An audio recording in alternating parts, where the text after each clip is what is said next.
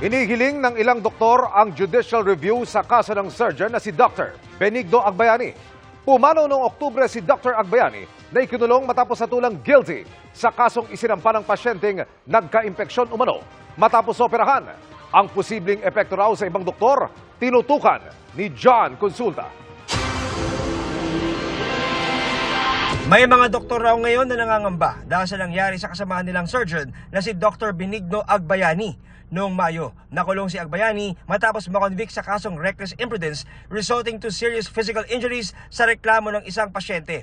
Pagkalipas ng 5 buwan, sumakabilang buhay siya sa loob ng piitan noong October 5, 2023. The Philippine Orthopedic Association is very alarmed of this development, kasi knowing that a licensed and a trained surgeon, will get convicted and get imprisoned for a seemingly common complication that we encounter.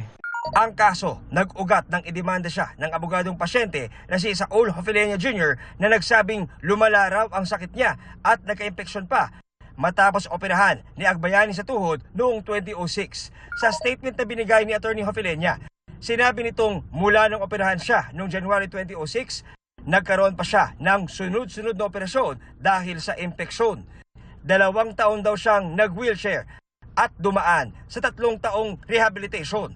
Hindi naman siya medical error, siya ay komplikasyon, na pwede talagang mangyari sa lahat ng mga operasyon, na pwede magkaroon ng infection. So, bago siya namatay noong nakaraang buwan, sinabi ni Dr. Agbayani na gusto niyang ma-review ang kaso dahil wala raw siyang ginawang mali.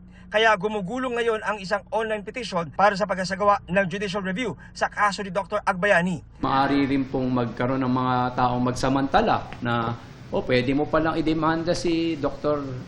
XYZ pag may nangyaring ganyan. May iba po ang practice ng medicine sa Pilipinas. Pero sabi ng law professor na si Attorney Michael Chu ng UP College of Law, wala umanong na dapat ikatakot ang mga doktor. Hindi naman daw tinalakay kung bakit guilty si Dr. Agbayani sa kaso.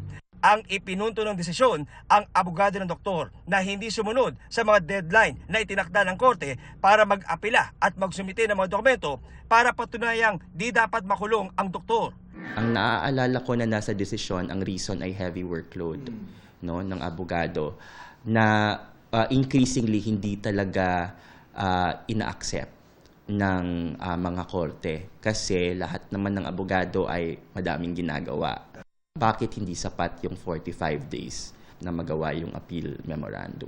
Sinusubukan pa namin makuha ang panig ng abogado ni Agbayani. Para sa GMA Integrated News, John Consulta, nakatutok 24 oras. Mga kapuso, samahan nyo kaming tumutok 24 oras. Bisitahin at mag-subscribe sa GMA Integrated News sa YouTube. Sa mga kapuso abroad, bisitahin ang GMA Pinoy TV at www.gmanews.tv.